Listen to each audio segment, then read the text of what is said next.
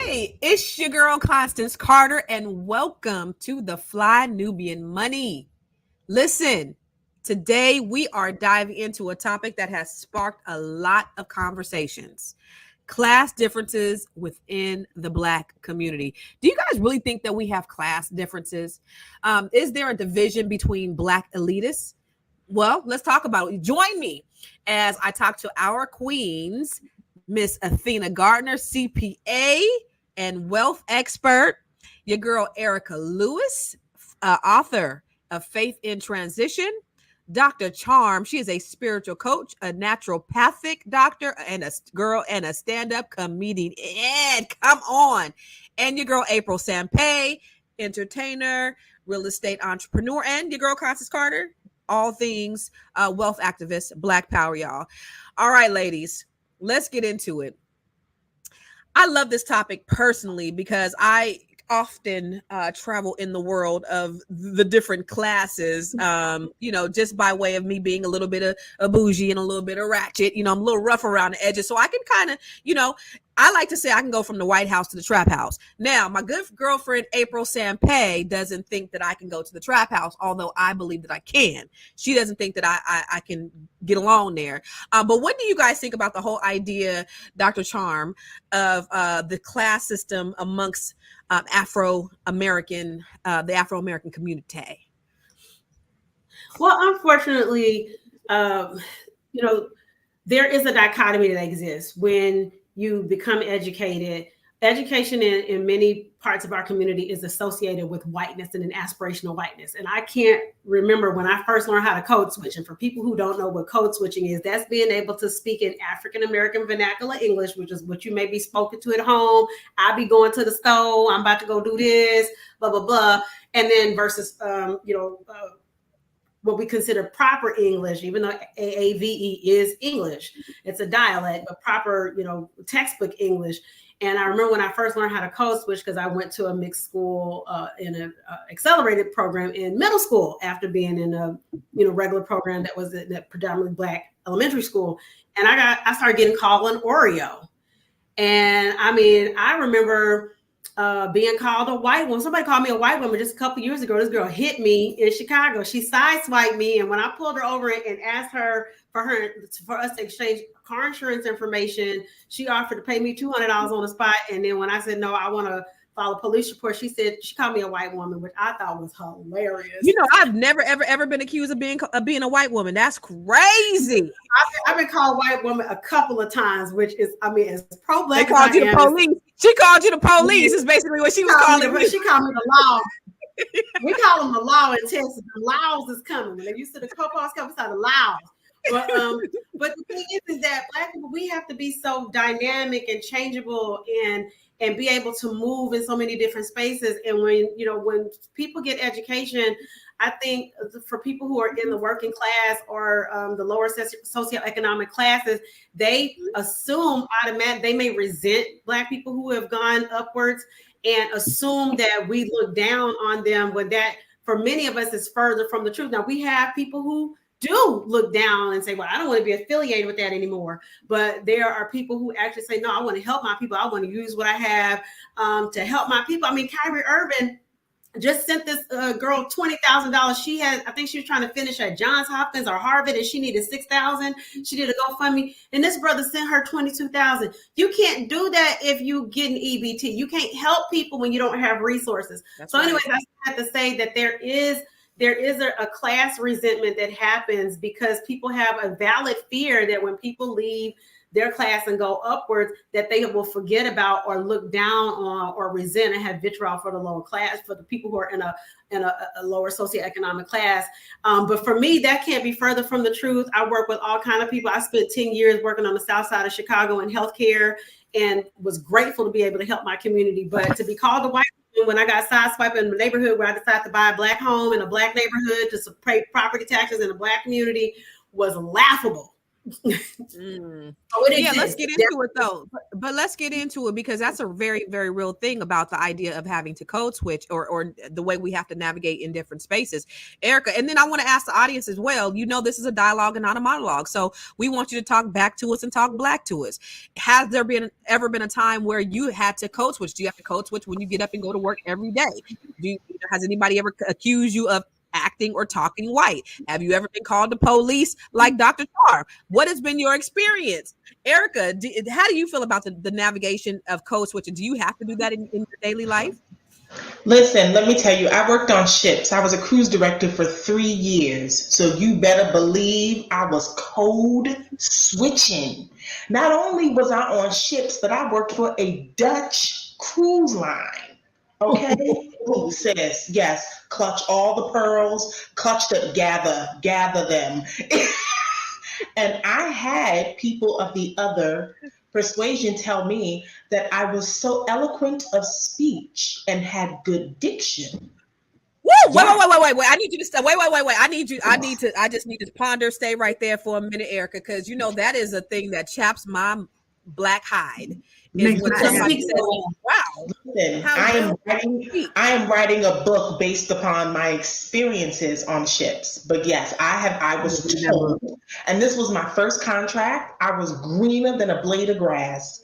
I was told, oh, you're so eloquent of speech and you have good diction. Now, here is the thing that was really mind-boggling for me, is that I was told that I could not be African American, that I had to have been either from Nigeria or some other country because I was eloquent of speech, and that Black American women were not able to tap into this level of diction. Lord have mercy. Jesus, yes, you burning my feet right now.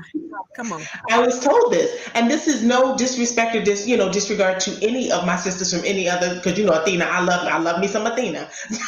I love all my cultural sisters, but it is unfortunate that the disparaging remarks that we get as African American women is that we don't speak well unless we're from some other dynamic, unless we and that has solely to do what happens in the media. And we're going to talk about that too, because I want to talk about how pop culture, how media influences the way people see us and the way we see ourselves. We're going to talk about it, but girl, talk about it.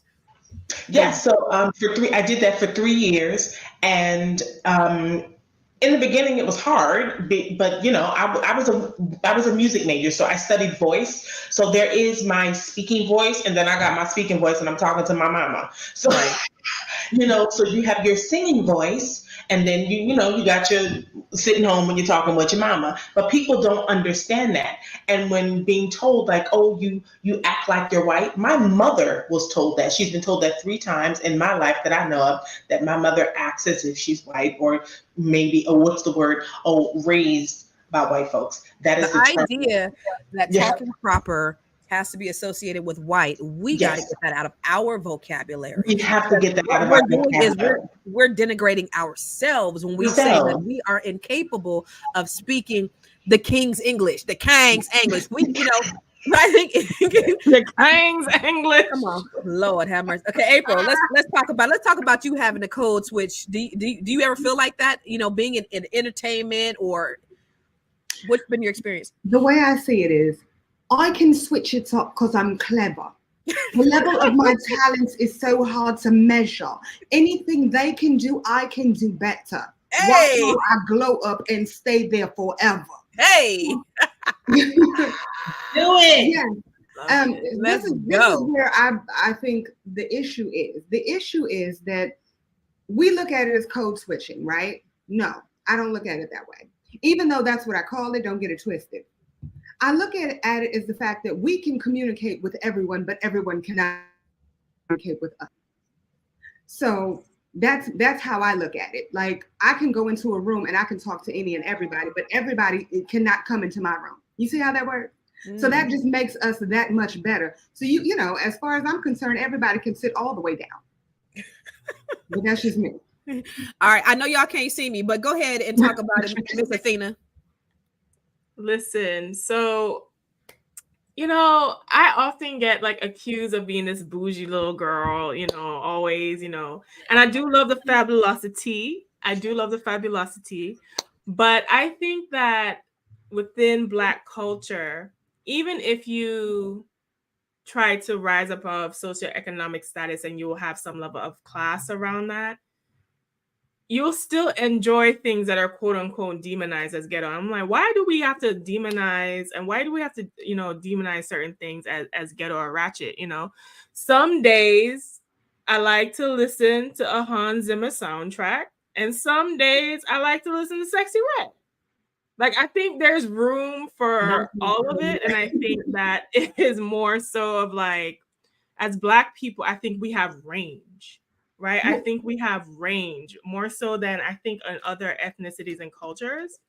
Do I think that there is some kind of class elitism that happens sometimes? I very much think so. That is the case. I do notice that, because if you're a smart Black person, if you're intelligent, if you try to rise above class and all this other stuff, first of all, no matter how much you do that climb or that trek to try to advance, the dominant society will remind your ass that you're still Black. So we're all in the boat from that standpoint, right? And the other thing too is that I wish that it was not the case, so that we don't feel the need that we always have to perform and be, in suit and tie, upper crust, like, bougie level, because sometimes I feel like you disconnect from the community in that way. And also, as much as people aspire to wealth, right, you can still connect with your community, and we're all experiencing some of the same things. Okay, maybe one person's paying rent and one person's paying mortgage, but you're still paying, right? I mean, you're still paying for something, right? So right.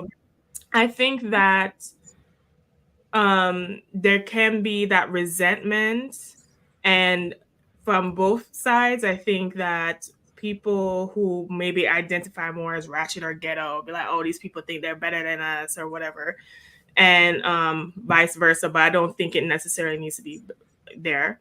Also, a man told me this, right? He said, no matter what, there ain't nothing wrong with a little ratch every now and then. So got to take it off. Put that wig on and get a little ratchet, baby. But one thing that I'm noticing, because it's always an issue, you were saying Sexy Red, and who was the other person that you were saying? Hans Zimmer. I love Hans Zimmer. And there's not a problem with that. My point is that I've noticed that people who might look like Hans Zimmer will be riding around and getting it, listening to the most ratchet of and what's the word that you used last week? The rachacity? I have a couple. So there's ratchicity. There's also the ghetto rocky. So that's like ghetto liberal. That's ghetto fabulous. Ghetto rocky. Okay, the word for the day is ghetto ratchety. But what's mind-boggling to me is when our counterparts are listening to this. But that's kind of my point. That's the part that it makes my ass itch personally. It upsets me to the highest level, because you look down on me if I'm listening to Sexy Red, but it's okay for you to be whopping it all over the place. I do know that is not a Sexy Red song. I just wanted to put it out there. It just kind of went with what I was saying. That's Kindred. That's Kindred, right? Well, I was saying, there's some hope. Hey, but you get my point. How is it that you're able to all of this stuff right? Yeah, she got all of this stuff. But it just angers me to my core how it is. It's okay for you to ride past me in your Bentley or whatever the case is. But if I'm riding around in my Aston Martin, you're looking at me like, how dare you? How dare I? You're listening to the same thing that I'm listening to in a car that's on the same level that I'm driving, probably making way less money than I am.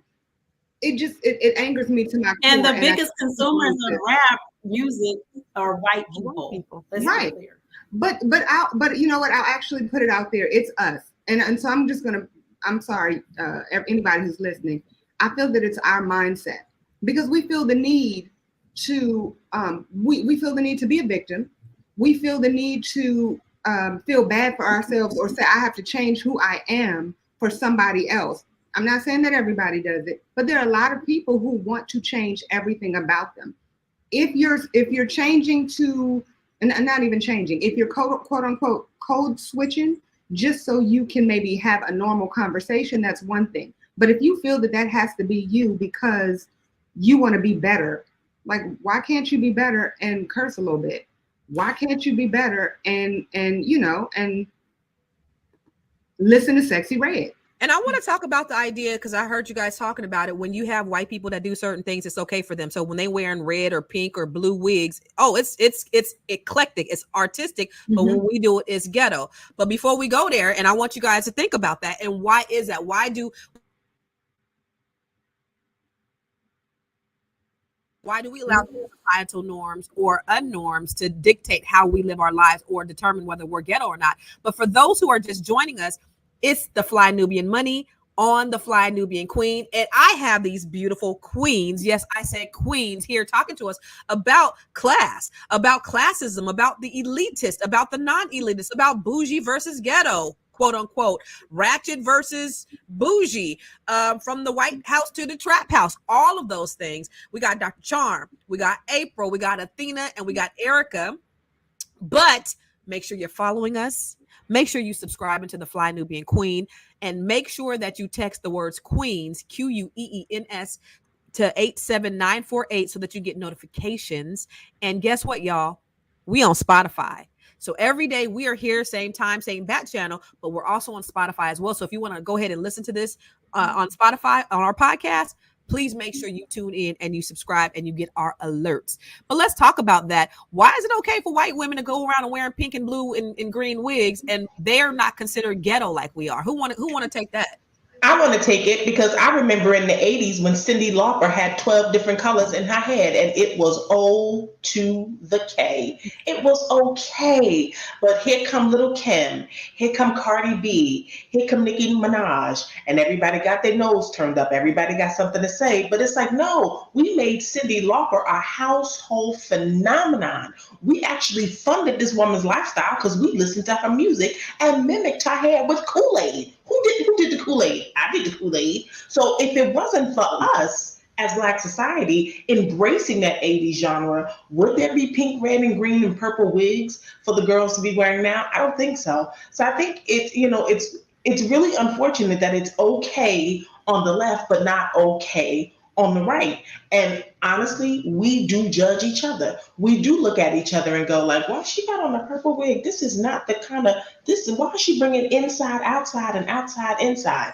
We just have got to learn to just let each other be and be who we are in our space. Because you know what? The time that seems appropriate for you may not be the time that's appropriate for me. So I think, acknowledging and embracing each woman as each woman comes, I think that's where we need to get to that place. But, that's each woman's journey. Ella Mack said being creative and being trashy are two very different things. What you think about that, Dr. Charm?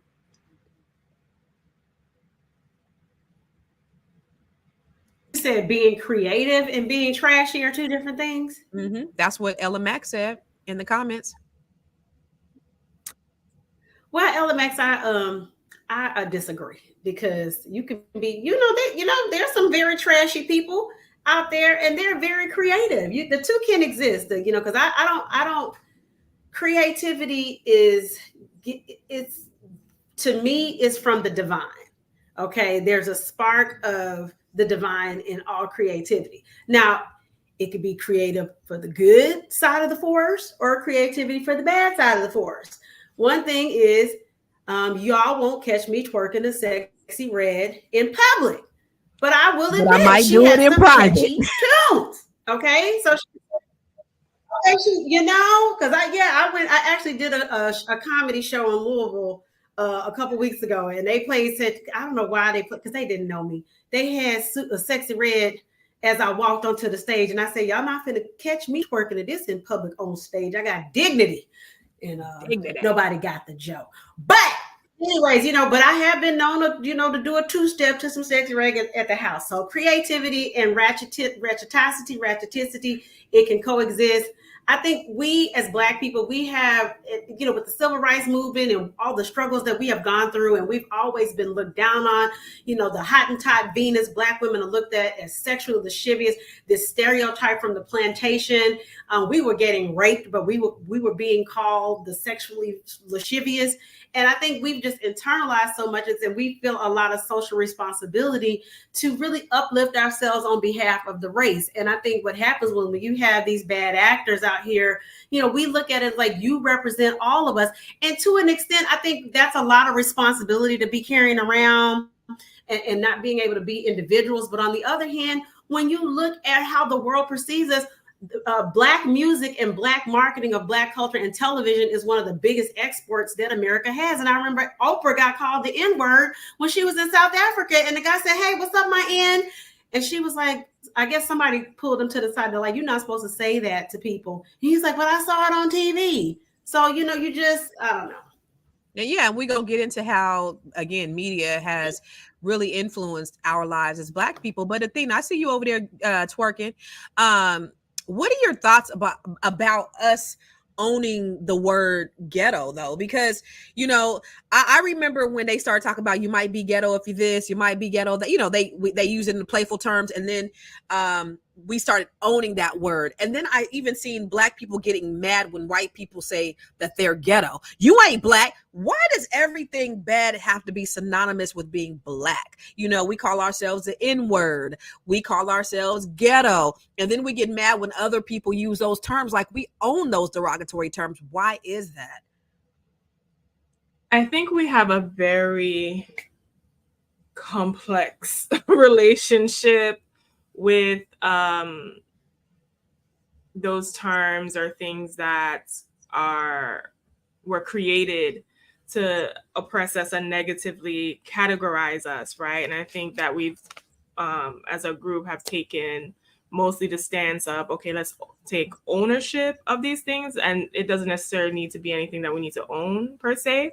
But I don't judge anyone, because I've had friends and people and family in my life on both sides of the spectrum that don't use the word ghetto, N-word, or anything.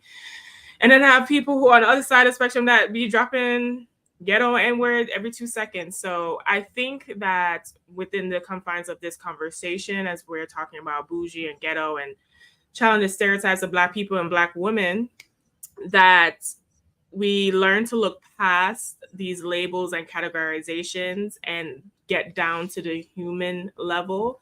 Because I feel like even with the grand scheme of everything outside of this conversation, like politics and everything, I feel like we're losing our humanity because we are just so focused on being critical of others. And where that comes from, I feel, is that the need to feel better than someone, the need to feel better than someone to make yourself feel good or to elevate yourself. And that is not necessary.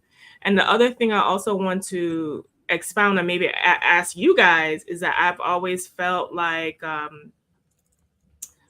why do we even need the need to separate or to feel better than someone is even there? And do you also, because what I've noticed is that whether you're bougie or not, it doesn't necessarily translate into being treated better all the time.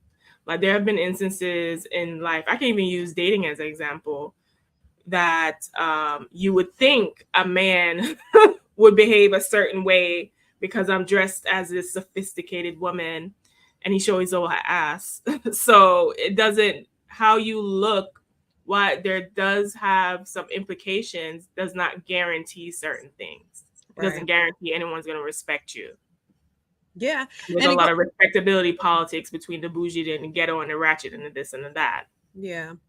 And to your point, us thriving on this idea of the negative connotations, whether even if it's good, like bougie is supposed to be bourgeoisie, like you are upper class, but that's also a negative word for us. It's not considered to be a good word. And then you have things like when we call ourselves bitches and we call ourselves niggas, and everything that we call ourselves is bad.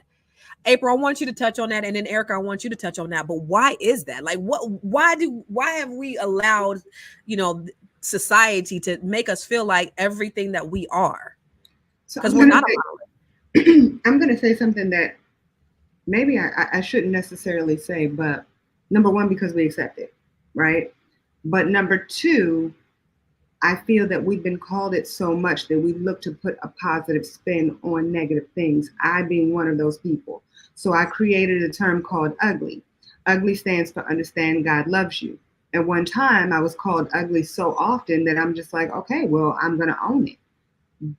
But then I started looking at myself and actually appreciating the person that I have become. And I said, I'm going to change what it means. Well, right? Did they call you ugly because you're bald headed? Why'd they call you ugly, April? They called me ugly because I was ugly. You asked not. I don't even see how I've shown you pictures. You've seen pictures, Lord. And I promise you I ain't getting no work done. But no, a lot of people would compare me to another person that I know very well. And considering the fact that they would compare me, I was the ugly one. And so I said, I'm going to change what ugly means. And I did. And so I think that that's what a lot of Black people do. They'll say, you know what? I'm going to change. It's not with the ER, it's with an A. And so that way I can feel better about talking to my people and my people are showing love to each other.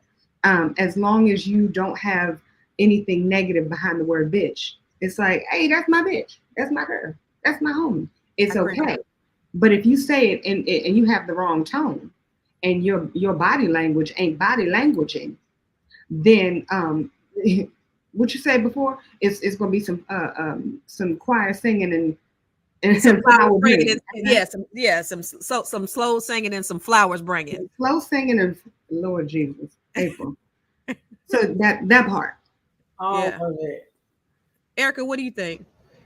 You know, I'm gonna be 51 on Sunday, and I'm 51.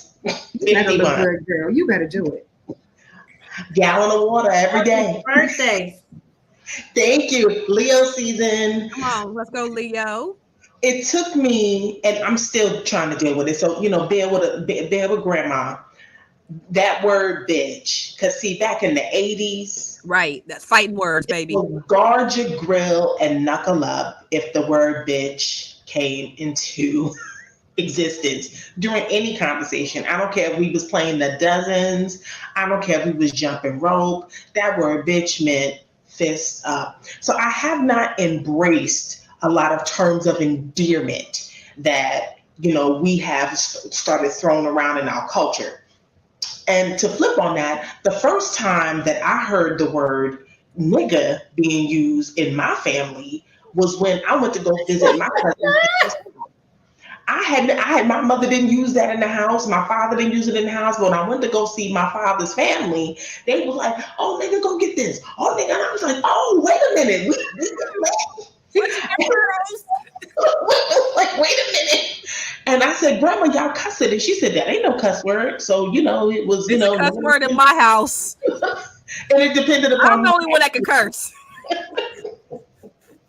So, there were a lot of, and there still are a lot of terms of endearment that we toss around that I have yet to embrace because of the time that I grew up in. And, the way, the younger generation embraces the word bitch and just uses it as a way. I remember when Missy Elliott did her song, "She's a bitch," and it was just like, oh, she said it. And she killed it and she owned it. And, big shout out to Missy because it is definitely working for her now. Y'all see that tour? But, just to, those terms of endearment, we have been as women, especially women, ostracized for thinking for ourselves, for standing up for ourselves, for, taking back our power, for being called ugly. I know that growing up, I was called fat, black, and ugly. I had the 3-hit quitters. So I totally understand. Fat, black, and ugly. So I totally understand what that's like to have those negative terms, thrown at you, spewed at you, and you have to take that and turn it around, or I'd probably be sitting somewhere in the corner hugging myself and rocking in a straitjacket. Yeah. But a lot of terms of endearment that we have thrown out here, they're not endearing. They're actually damaging. The scripture says power of life and death is in the tongue. So we are unknowingly killing ourselves a little bit every day by some of the endearing things that we say to each other and to self. Come on, let's talk about life. Go ahead. Well, I was just going to add to that because you said something about they called you fat, black, and ugly, right? And it's funny because now we call each other black, and that's actually, that was so negative. If somebody called someone black in the 60s and 70s, those were fighting words. Who you calling black? And now it's like, I actually have a song that talks about the black man and how beautiful the black man is. You know what I mean? And it's the funny part is lately I'm like, I don't want to be, I don't, it's nothing bad about being black. It's just the fact that if you actually go and read it in the dictionary, like the meaning behind it, like, wait, our color's not black. This is not. So it's like, no, I'm beyond that. I'm a queen. You know what I mean? So if you won't see my color, you're going to call me a queen as opposed to a color or whatever. You're not going to label me in anything. And it's disturbing because we are the only race of women that get hit with descriptions of complexions. You got, ooh, look at red bone. Ooh, right. Look at this one. No, look at that queen. I'm looking at you and I'm like, your color is ridiculously amazing. I'm queen. That's just me. What do I know? Yeah. No, I mean, but I think a lot of it boils down to, what society has placed on us. Let's look at the media. Let's look at what Hollywood has deemed to be important in our communities. Let's look at the slide about Hollywood. There we go. Bougie or ghetto, challenging the stereotypes of. So you have, if you can move that banner from the bottom, you have the 3 different types of women that Hollywood has. You have the mammy, right? You have the help, you have the Jezebel, and you have the Sapphire, which is the bougie auntie. Those are the 3 types of black women that we often see that are portrayed in Hollywood. So you have the mammy, you have the Jezebel and the Sapphire. So submissive, sexy, sassy, the 3 reductive depictions of black women that we continue to see on our screens every single day in Hollywood when we look at the portrayal of black women. The mammy, the Jezebel, and the Sapphire are 3 stereotypical black women that have been around in Western culture for centuries. These simplistic depictions are rooted in the slave and trade and live on today. And that's so true. And so when we have other people that are looking at us, they're looking at entertainment to judge us. And we're judged based upon what they see on the screen. So while I was getting ready to go back to that last one,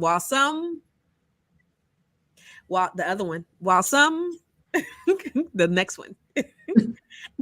While some films aim to challenge these divisions, many still rely on these tropes, which can limit the representation of women's diverse realities of Hollywood. Now I want to talk to you guys about that because we are so much more complex than what they portray. And when you see things, and if I want to see myself, if we see ourselves on the big screen, when we see ourselves on the big screen, when we see reality shows, what do we see about black women? The only thing that we ever see is what? Arguing. We see fighting. We see the tea. We see reading. We don't see intellect. We don't see people talking with some sense. We don't see happy. Imagine what the reception would be if there were shows out there that showed positive black women. Remember when the Cosby Show was on, the reception that got. People want to see. We are hungry for that. And I posted a reel yesterday about what Tank said when he was on one of those podcasts. But one of the things he said is, we don't own the conglomerates, we don't own the music, we don't own, and they only will promote what's negative about us. They're not going to promote love. The people with the $100 million contracts, those are the ones that bitches and hoes and niggas and killing and bullets. And it was on Noriega's show. And Nori said, the happiest time, he was like, it was so stressful being a rapper because every time I did a concert, I had to worry about, I was stressed out because somebody got stabbed at the end of the show.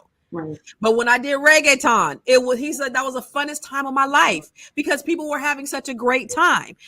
Tank said, when I do love music, it's a good thing because at the end we can, right? That's the end result. But what's put out there where the money goes behind the $100 million contracts is behind the negativity. Why? Because they want to see us at our worst. They want to see us fighting. But the fact that we take that on and we eat it, it's all a game that's being played at this level, but we are taking it on and we're eating it all. And Charm, what were you going to say, Dr. Charm? We're missing one of the stereotypes because Donald Bogle, he was the one that codified these stereotypes: the black buck, the Jezebel, the sweet sister Sapphire, the mammy. We're missing the tragic mulatto, and so the tragic mulatto is, I'm caught between two worlds. If only I could be in one world. Otherwise, it's a tragedy for me. Halle Berry and Monsters Ball, and there was a picture of Halle Berry in one of the on the second screen. Also, what was her Journey Smollett in Temptation, where that the Tyler Perry one, that a lot of people were really upset about that one, but she was a bit of a tragic mulatto type character, though in that movie I don't think her parents were white, but we know in real life her father is Russian. So I just say, as far as Hollywood and film, Tank is right. We don't own any of it. We're fighting things every day. That's why I thought the movie American Fiction was brilliant. Y'all have to excuse my nose. I got my allergies are acting insane. So excuse me for rubbing my nose. But American Fiction with Jeffrey Wright, that if y'all haven't, everybody in the chat, in the viewing, everybody, if y'all have not seen that movie, it was brilliant because it was a satire that played on the stereotypes of Black people and how it's pretty much one note. Everybody's arguing, fussing, fighting, shooting, killing. And it took it to the point where this man created just a completely fictional author to write this book for how, and it ended up getting all this Hollywood attention. And he just did the worst stereotypes of Black people as a joke. When he was a serious literary writer. But what I loved about this movie is it shows so many different kind of Black people. Like his brother was a doctor. The parents were in healthcare. The sister was a doctor. But even just them being in the class level, but even beyond that, the type of relationships they had in the story, you could have put it could have been. I love the Black movies that. I love frank Blackness and I love talking about Black issues, but I love the movies where you could close your eyes and it could be any race playing these characters because it's just about the story. About, is it a love story? Is it a story about corporate intrigue? Is it a paper? So I love stories. Like Dr. Charm, a Tyler Perry formula movie narrative fan. You don't like that that recipe he cranks out. It works. They're all very Black women. Everybody's angry. No, can I make 2 points real quick? Yes. Number one, if anybody watches The Housewives, any Housewives, if you notice on Housewives of Atlanta, at one time they had Kenya, they had Phaedra, they had Candy. Now, with Kenya is a college graduate, very highly educated, knows how to read people down to the gods, knows every word in the dictionary. And then you have a Phaedra, who I want to say she has 2 degrees, is constantly going back to school to get more and more education. Now, if you look at the Real Housewives of Orange County or the Real Housewives of New York or the Real Housewives of New Jersey, there is no education there. Yet they are treated with the highest level of respect. Come on. And so it is because of, and they are the ones who are throwing chairs. They are the ones who are throwing wine. They are the ones who are fighting, sleeping with each other's hoo-has and whatnot. And yet, when it comes to Real Housewives of Atlanta, the Black franchise, they're like, we want more negativity and we want more fighting and we want more wine throwing and everything else. And that's the only way you can stay on the show is if you are putting each other down. No talk about your degrees or the level of education that you have. So that part. The second point that I want to make is when we're watching things on the telly or in the movie theaters, what is his name? Denzel. Good Lord. I'm like, it starts with a D. Washington actually talked about how they need more Black. Huh? What were you saying? Go ahead. Keep going. How we need more Black directors. Oh, I thought when you said D, I thought you were talking about Donald. Oh, no. Keep it late, baby. When we look at like Goodfellas, for example, Martin Scorsese was able to really show how everybody's life was, because he was able to talk about his life. That's how he grew up. Martin Scorsese, Steven Spielberg, Schindler's List. Those are the two movies that he brought up, and it makes a valid point. When you live that life, you're able to direct how that is supposed to be viewed, right? And so everybody's not going to fall in those three categories in real life. So the reason that we have all those three categories on a regular basis is because we have somebody else telling us what our life looks like. And yep. No, but that goes. I want you to put up that statistic that said about the Hollywood writers. What percentage of Hollywood writers are actually Black? But go ahead and keep talking, Nate. Well, I was just going to bring up the fact that if you look at the Black television from back in the day, one of the things that Moya Boyette, the people who did Good Times, Miller Boyette, anyway, they started doing a lot of movies, a lot of TV shows.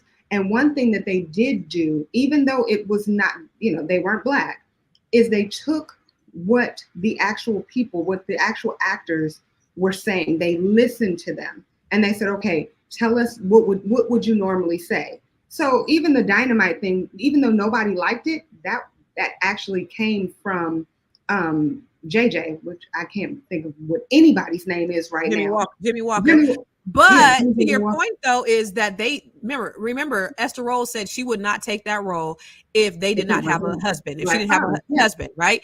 And they did everything that they could to get James off, and finally they got him killed because they did not want a Black father in the house, which is kind of reflective of what happened in society when they said that there could be no Black men in the home, and the breakdown of the Black family. Also, I think to your point, when you talk about movies, look at what Denzel got his Oscar for. He didn't get it for Malcolm X, which he was dynamic. He didn't get it for none of the other great, profound movies. What did he get it for? Training Day. Yeah. What did Halle Berry get her Oscar for?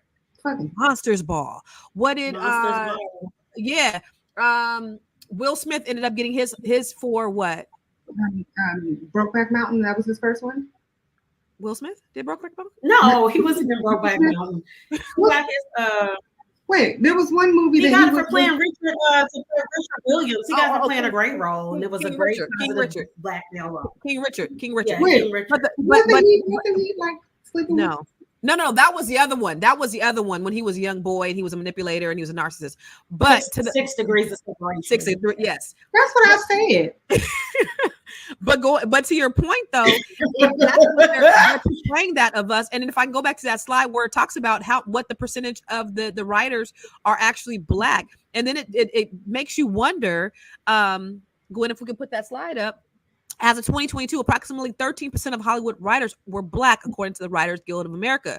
When it comes to Black women specifically, they represented about 4% of the writers. So this is why we have the mammies. This is why we have the hoes, the bitches, the crackheads. This is why you see Black women represented in the way that they are, and not as the intellects. You won't see the Claire Huxtables. You're going to see the mammies. You're going to see the Foxy Browns. You're going to see the Shanae's. You're going to see the Aunt Esther's. You're going to see the Baps. You're going to see the angry Black woman. So it's very frustrating because we are not represented in the writer's room. And then when you talk about 13%, that being also 13% of the population, but is it 13% of the writers? So on a Black show, so only you have a Black show and only 13% of the writers of that show are Black. That's a real problem. That means you got 77% of the writers writing about Black experiences that are not Black. And that's a problem. And that's who's representing us. And that's why they're buying this narrative here in the US and across the world.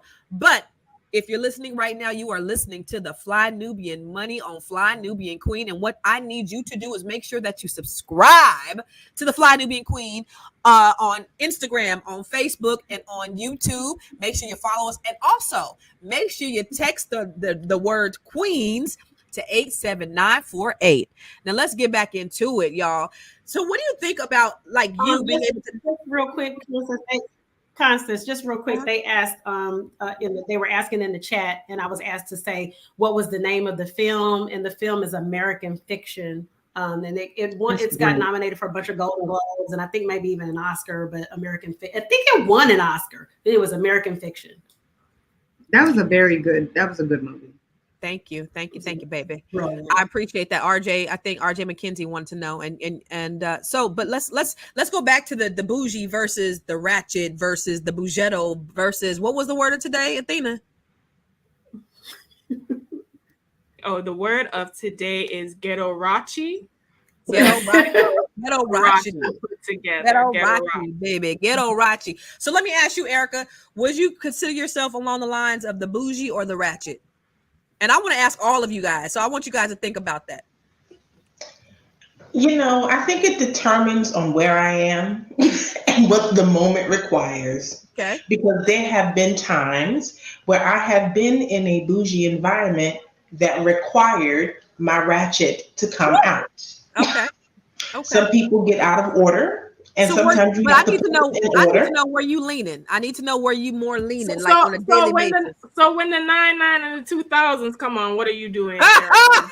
Are you? But the dad. What are you doing? Look, I'm still stuck in the 90s. Me and Hov. I was down with Jay-Z all 10 of them summers. I was listening to Biggie. I was listening to Nas, and I still do. Nothing has changed. So you leaning on the ratchet side, on the left side a little bit. You leaning on the ratchet side a little bit. I'm kind of like straddle the fence. I need you to pick one, baby. We ain't straddling. I need you to pick one. Tell me. You know what? I like my ratchet because we was ratchet for so long. Okay. And listen, we're gonna turn that into a positive. So listen, it's all of it's positive. Whether you're bougie or ratchet, it's all in positivity. All right, Athena, where you leaning? Listen, I always at this point I'm probably bougie with a sprinkle of ratch. You know, I like that ratch on the side. You know, you're gonna have your little bougie entree, but your side gonna be a little ratch every now and then. Athena, you sound like a salad, girl. You sound like a salad. A little side of ratch. What about you, Dr. Charm? What about you, Dr. Charm? Are you leaning more towards the bougie or the ratchet? Child, I'm bougetto. I have you gotta pick one, baby. You gotta pick one. It's bougetto. That's because I have to be honest and I have to be true. You can't be 50-50 though. So on a regular day, when nobody is around. I'm on a regular day, I'm bougetto. And so it depends on the situation. Because like I said, you can see me twerking. I try not to twerk in public, but I did twerk in public last Saturday in Step Aerobics class, and it got caught on video, and it will be caught on video again. But then again, you know, I'm silver elite on several of these, frequent flyers / frequent Marriott stayers. So, you know, that's all I can say. Okay. April, what about you? I would call myself ghetto. What is that? Is that another word for ghetto? I need to know where you're leaning those days. So I'll be as honest as possible. Now I'm as bougie as they come. I'm beyond bougie. You can't get more bougie than me. However.com. You put me in a ghetto situation, honey, and I will show you what ghetto looks like. Oh yes. So I'll say for myself, I lean to the ratchet a little bit, you know, but I do fly first class and I do like the finer things in life, but I am very I'm rough around the edges, and I'm not even gonna lie. So I was watching you on Dr. Boyce the other day, and you used to be a rapper. Don't even start that shit. Don't do that. Don't do that.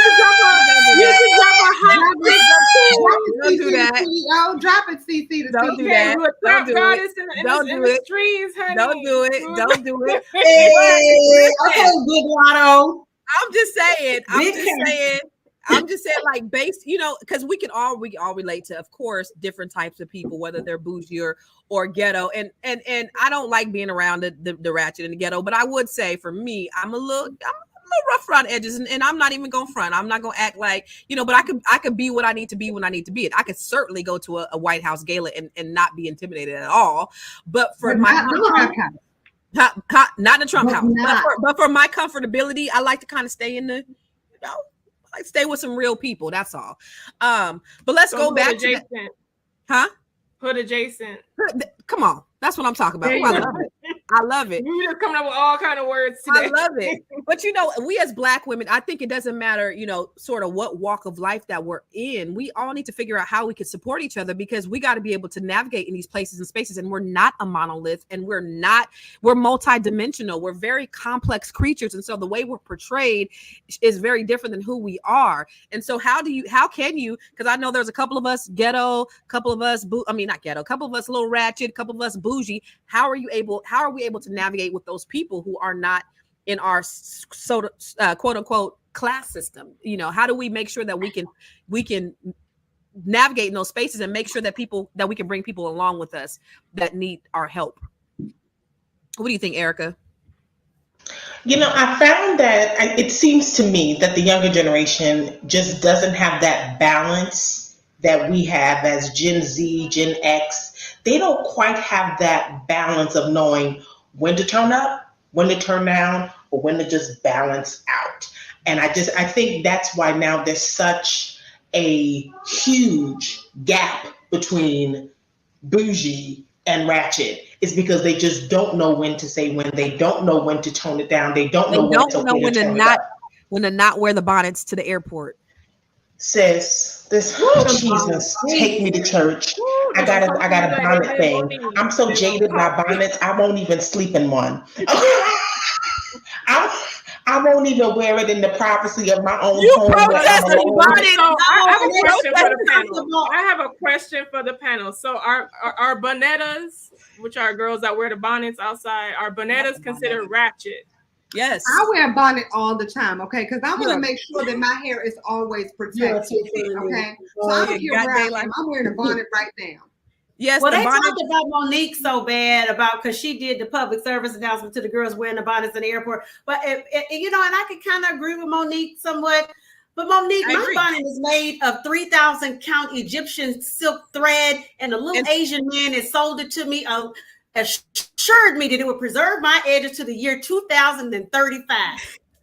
And so are my sheets, and they are in the bed where they belong. I'm not going to take them sheets outside the goddamn bed. They know about being a bonetta. Constance not messing with bonettas at all. I just think that the age of us just being decent in public has gone out the window. There's no decency. We will wear anything. We'll wear pajamas. We'll wear, house shoes, and that. And you don't gotta be rich to put on no clothes to go to the stove. Let's just be honest. Back in the 80s, my mother you don't leave your house with rollers in your hair. That's what my grandmother taught me. My grandmother was like, do not walk out the house without your rouge. You didn't have to put on a full beat, but she's like, you never know who's going to see you. You know what I mean? And that could be business wise. You all are public figures. You know what I'm saying? So if you walk out your house and somebody wants to take a picture, you look a hot mess with your bonnet and your hair and whatnot. And people are like, well, I don't care. You should care. You should. What happened to the soft woman? And I think that's the part that's missing. Sometimes we need to have a little bit of softness, a little bit of elegance, a little bit of class. Nobody's saying that you have to have it all the time, but honey, just have it a little bit. I know the men are not feeling the bonnets, wearing the bonnets outside. If you're a single girl, listen, the bonnets doesn't determine your socioeconomic status. You can be poor and dress. I like what Pressure Poland said. Once Monique said that PSA, I humbly obeyed, and it made a difference. More people come up to me and speak to me. If I'm going to her outside, why have a bonnet on outside? And listen. So like I said, I fly first class most of the time, right? And I typically, when I travel, I don't look the best. I'm in a hoodie, I'm in sweats, and people often ask me what I'm doing in first class in so many ways, right? So I don't dress up, but I notice that when I'm there and I have a suit on, the respect that I get is way different. Now, should it be? I don't know. The people who are helping me very differently. They're not questioning why I'm in the elite status as opposed to, being in group 5 when I'm in a suit. So the more you carry yourself, it's how I don't care. It's how people portray you. It's how you're looked at. It's also how you're received and how you're respected. I do understand that we are Black first. And so that uniform that we have on, you know, there's that we already have that negativity going towards us from society, not from ourselves, but there are things that we can do. We don't, y'all, we don't have to be rich to put some damn pants on. We really don't. What do And you think even if about you that? are rich, you'll still face issues. I mean, didn't Oprah get pulled up at a store and they were asking her why she's there? Yeah, they told her they You didn't know, have it. They were Paul closed. Paul Mooney has a famous joke though. He said that they just didn't recognize Oprah without her makeup at the Hermes shop. Well, she does look like a totally different person. That we do know. That we do know. But what steps can we take to ensure that we support each other regardless of our difference? Because at the end of the day, it's all about unification. We could talk about the battle of the classes all we want to, but at the end of the day, we are all Black women.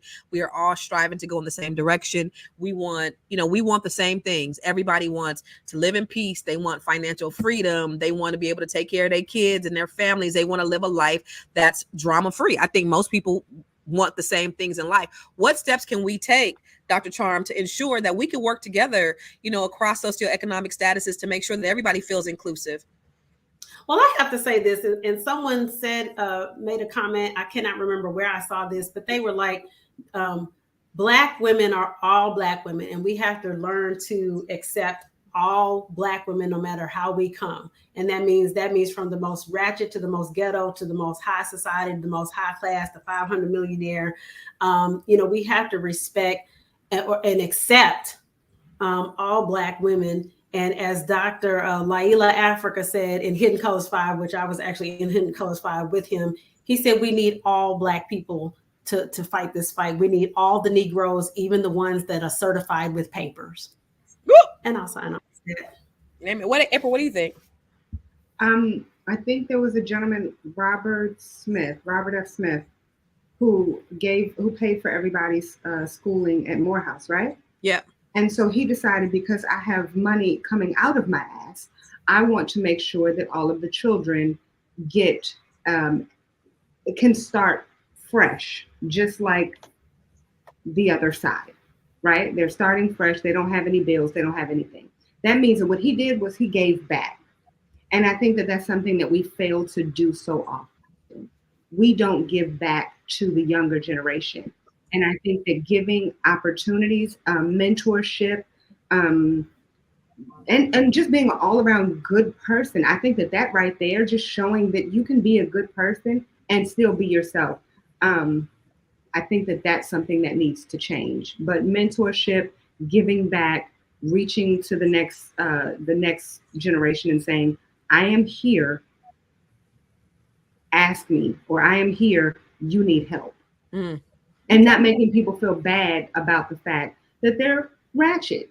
Say, listen, you're ratchet, but let's be better. So let me show you some ways that you can still be ratchet, but be better at the same time. Amen. Amen. Thank God. Athena, what are your thoughts? Well, I do think that regardless of everything that we have discussed, that focus more so on the character of people than the appearance of people. And that has been a lesson that I've learned and fully embraced, because there have been moments in life that remind me that we need to treat each other on a human level first. There were people who looked a certain part or were even, well-to-do and upper crust that didn't necessarily have the best character or were even willing to help me. And then there were people who were average or didn't look like they would do anything that fully embraced me and uplifted me. And I try to remember that when I'm engaging with people, and I try to meet people on a human level. Oftentimes I will meet people and they already have these ideas about who I am as a person. But then as we conversate and have these conversations, I see them relaxing and I feel them opening up to me. So the last thing I would say to our audience is to embrace that, yes, we do judge people and books by their covers, and that is a biological response and often a needed requirement, but also leave our minds open to people surprising us in a positive way. I agree. What about you, Erica? What do you think? I have been, I'm an avid reader. I'm a writer, so of course I'm a reader. And I want to share something with all of you that I grappled with it for a long time because I had never seen it before, even though I read this book. It's a statement by Zora Neale Hurston in Their Eyes Were Watching God. It says, Black women are the mules of the earth. Black women are the Black women are the mules of the earth. And she said, I began to grapple with imagery that statement elicited, whether one, I should interpret it as a praise for our strength, or two, a derogating description that is symbolic of victimization and bondage. And a lot of times we take words and descriptions and use them as our mule to work us in society, to work us against each other, to work us away from our destiny. You have to have a keen sense of awareness, being self-aware, having knowledge of self. And once that is obtained, and once you are able to be comfortable within yourself, because there's so many of our young women that are not comfortable with themselves. Once you get to that place, then once descriptions are starting to be thrown around, you know what? You don't have to fall into any category. You can honestly stand within your truth and be you. But you first have to do that work and have a keen knowledge of understanding as to who you are. And hey, we can sit here and kiki and slap it up and like, hey, yes. But you know what? Because I know who Erica is. Right. I know who Erica is. I know who Erica is going to be. So once you have aligned yourself with who you are and that knowledge of self, then all of these other things just falls by the wayside. Oh, that's good. I often think that well, no, my experience in, when I'm in places and spaces is people often think that I'm going to be some type of way. They think I'm going to be stuck up and they're like, oh my God, I can't believe you're not stuck up. And I'm like, why? I'm just some chick from San Jose. Like I ain't nobody. I'm not anybody to be stuck up. I don't understand why you think I would be, but I understand, but I'm so not there. I love to sit down, laugh with people, have a good time, converse or whatever. And I think people have stereotypes about certain types of black women. And I think, because sometimes we can be standoffish or sometimes we can be a certain type of way, but I think we should really practice and be intentional about being open because we need each other. These young girls need to see what it's like that, hey, look, even though she got it going on, even though she make a little money, she just like me. And that's, I don't ever want to move from that place because I know where I came from. I know, I know the struggles that I've had. I know the losses that I've had and I know the gains. And so it's very important for people to understand, like, I wasn't born with no silver spoon in my mouth. I'm just like you, girlfriend. I just happen to make some good choices and good decisions. And I think we need to, us who have gotten to that other side of maybe a certain level of socioeconomic status need to reach back and show people that I'm the same. I have not changed. I'm going to say this last thing and then we can wrap up. But somebody said something like, I don't date ratchet women because it's not a good look. And I think it's very important to understand that, how you show up in these relationships, because when we talk about wealth and we talk about money, and this is about money, this is about wealth, this is about forwarding our community, it is about family. Because that's important. It is about learning how to be a good wife. It is about learning how to be a good mother. And so we have to learn, maybe being that level of ratchet or ratcheticity is not a good thing for our communities in general, because then we're not being forward thinking. We're not being good women to our men. We're not being good wives. We're not being good mothers. What do you think about that in terms of dating? Maybe, maybe some men like for women to hit them upside the head. I don't know. But, what are y'all thoughts about that? Don't hit men upside the head. That is my thought. That's it? Okay. What do you think, Dr. Charles? Just say no to hitting men upside the head. Rephrase the question again.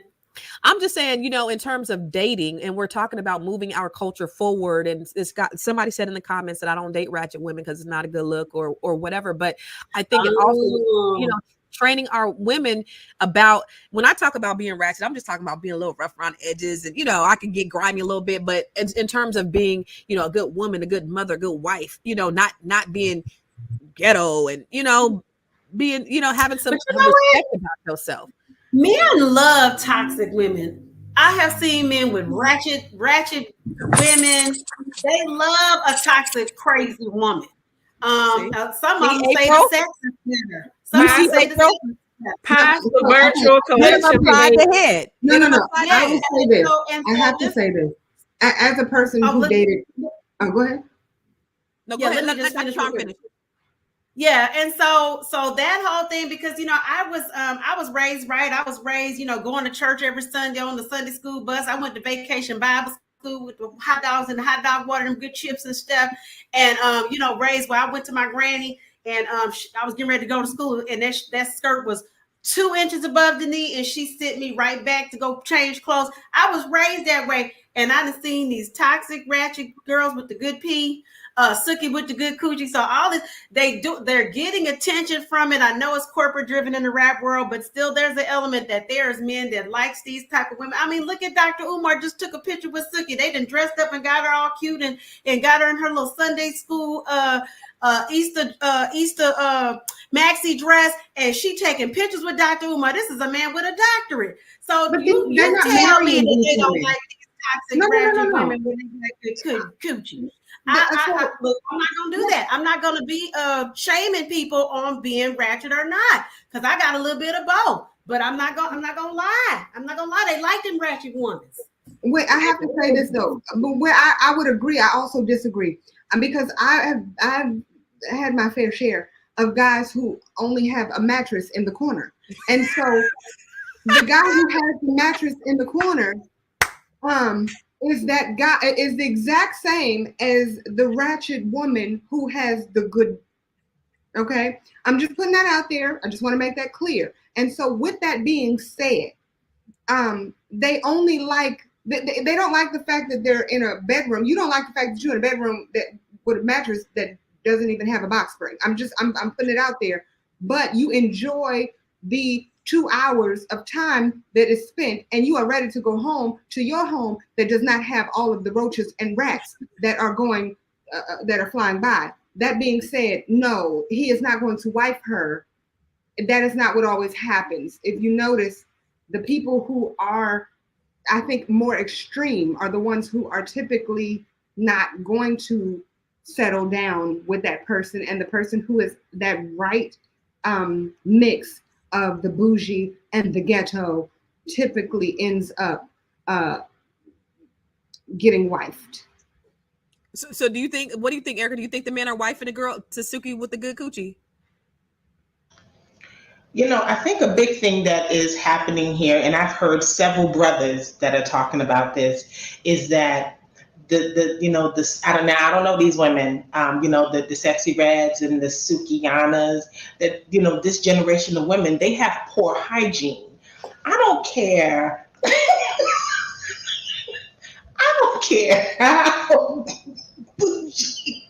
You saw that sexy red sex tape. I didn't see it, but I heard about that green stuff. Well, the twerk win not fresh. Twerk win not. Where is baby Jesus? So what I'm not talking about a fire. I can't even catch my breath. Dr. Charm, I'm sure you've seen a couple of patients. Wait, Erica, go ahead, Erica. We have to have the elements of womanhood and being a lady. And that is what is missing. Understand what it is to be a woman. I can be as ratchet as I want to be all day, but I know how to plop my ass in the bathtub.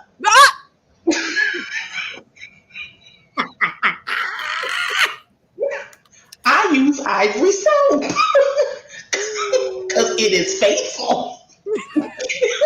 You know what? And I'll also add, ladies, so since we're talking about good hygiene, I'll also add, you can also eat properly. What you eat, okay, you are what you eat, and sometimes things taste better when you are eating properly. Pineapples. If you have a poor diet, you are, when they say you are what you eat. So when you're eating poor, so is your mate. I'm gonna leave it at that. I just love where the conversation has been going today. Honestly, I didn't know that we were going to pull up this destination, but I'm glad that we are here. Constance, you have pulled me out of my comfort zone. Listen, that's what I'm here to do, baby. So when a patient comes and she's not smelling fresh, what you say? What Erica, that's what I'm here to do. What you say, Dr. Charm? I got a joke about it that I'm doing for the first time on Friday, and that's one of the reasons I quit practicing medicine, because I hate to do pap smears. It ain't nothing like the whole office smelling like catch of the day first thing in the morning. And you got to keep a straight face on top of it. Oh, see, and that's why. Listen, that's the reason why I go straight fresh in the morning, because I want to make sure I'm fresh. That's why I go first thing in the morning. You're not gonna give me after I had a hard day of work. Y'all heard Downey and April Fresh. Listen, okay, and I stand with that. You got to be April Fresh, damn it. Oh, that's bad. That's and it stinks up the whole. That needs to be a discussion. Summer's Eve. Listen, we need to have a discussion. I feel like some of the men like it stank though. You know what? Wait a minute. Wait. This is what I need to say. I didn't say this because I saw in a group, they were saying a woman who gets in the shower before they consume her is like washing off the seasoning. How do you? They love taking a shower. That sweaty gin. A bunch of men concurred. I need to fix my face, and I need to talk to all of these men. Honey, so they must be all the king's horses and all the king's men. Y'all can go ahead on, because when I have to call the health department and you get your call from the CDC, then y'all gonna be calling me, and I'm not here. I'm clocked out. And this is why we need to be properly vetting these men before you even give them your phone number, because good hygiene stands out so much. That's a whole. Erica's your whole pH balance. Some of y'all dick and some of these men, y'all dick and balls ain't smelling good either. It's musty. They're not smelling right. You need to go down there and clean them. They got that deodorant now that you can put down there, that Loom. I'm not, I'm actually allergic to Loom, so I'm not trying to get them no free publicity, but I'm just saying there are resources out there for you. Clean your balls, brother. And on that note, wait. We got to stop right here, y'all. We got to stop right. We're going to end on that note right there. Clean your balls, brothers. Okay. So we're going to end on clean your balls, brothers. The undercarriage needs help. Not the undercarriage. You know what, Athena? You know what? You right here. I got problems with you. We're going to fight after this. We got problems. This episode has been brought to you by... Athena started this. Athena started it. This has been brought to you by Lumi. If you need your balls to be clean, please wash them with Lumi. Thank you. We'll see you next time. Erica, give us your final words and where they can find you, please, because these women are out of control today.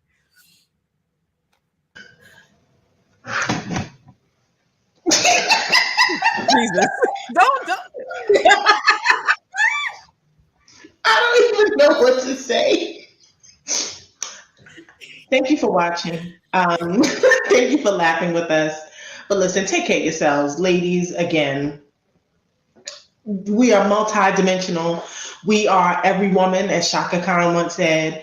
And it is very important, whether you're bougie, whether you're ratchet, be a lady. Be a lady and be a woman to you first. I can be found as Miss Erica Renee on all social medias or at faithinTransition.com.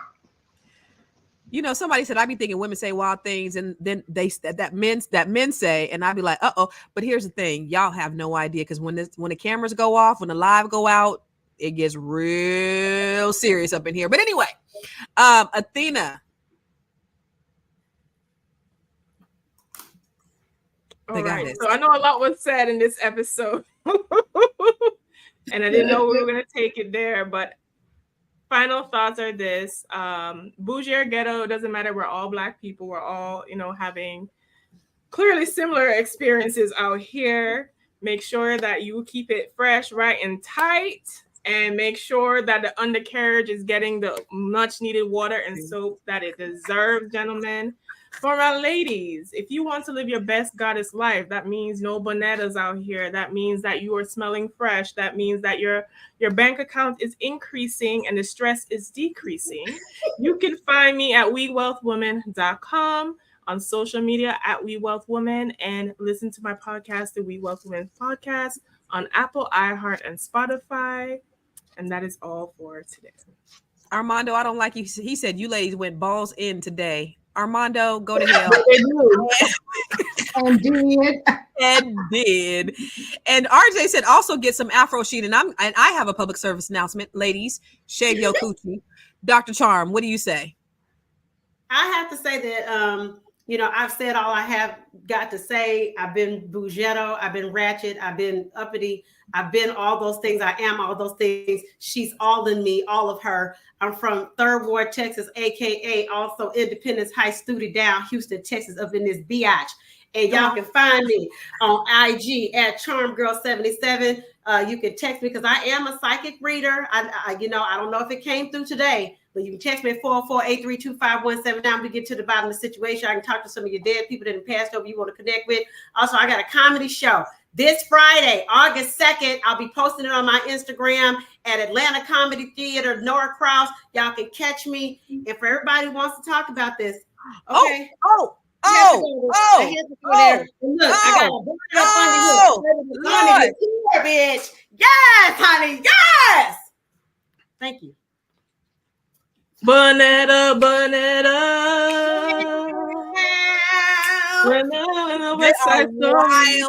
Today. I love Dr. Charm, honey. Listen. April. You got that 3,000 head count bonnet. This is 23. Okay, we got about 25 inches waist length, full length. Locks been locking since I was 17 years old. But you know what? I can still throw a wig up on them. And I'm finna give me a 24-inch bust down getting delivered today. April.